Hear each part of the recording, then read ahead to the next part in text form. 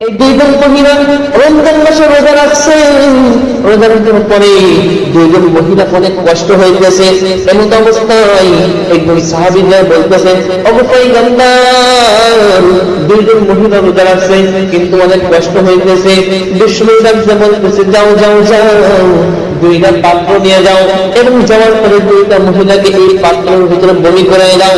দুইজন মহিলাকে এই দুইটা পাত্রের ভিতরে বমি করানো বললেন। দুইজন মহিলা বমি করার পরে দেখা হয়, সর্বনাশ, আমরা ইফতারের সেহরির সময় গোশত খাই নাই, ভালো মন্দ খাই নাই, কিন্তু আমরা বমি করার সঙ্গে সঙ্গে আমাদের মুখ দিয়ে রক্ত আর গোশত বের হইল। আর কারণ কি? সমস্ত সাহাবায়ে কেরাম বিশ্বনবীর কাছে বলতেছে, ওগো পয়গম্বর, আপনি দুইজন মহিলাকে বমি করার কথা বললেন, কিন্তু বমি করার পরে অনেক রক্ত বের হইলেন এবং গোশত বের হইলেন।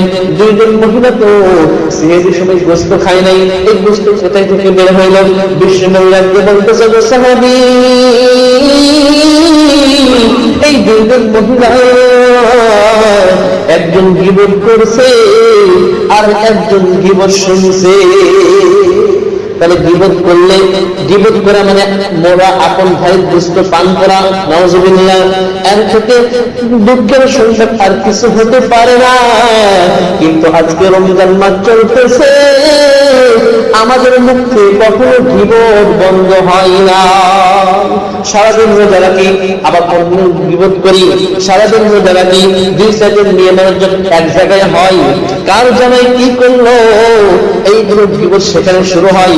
আবার দুই চারজন ছেলে মানুষ যখন সারাদিন রোজা থাকে না, আবার যদি রোজা রাখে, ওই চার স্তরের ভিতরে যাইয়া কোন মহিলা কি করলো, কার বাড়ি কি হইল, এইগুলো গীবত আমাদের সমাজে চলতেছে।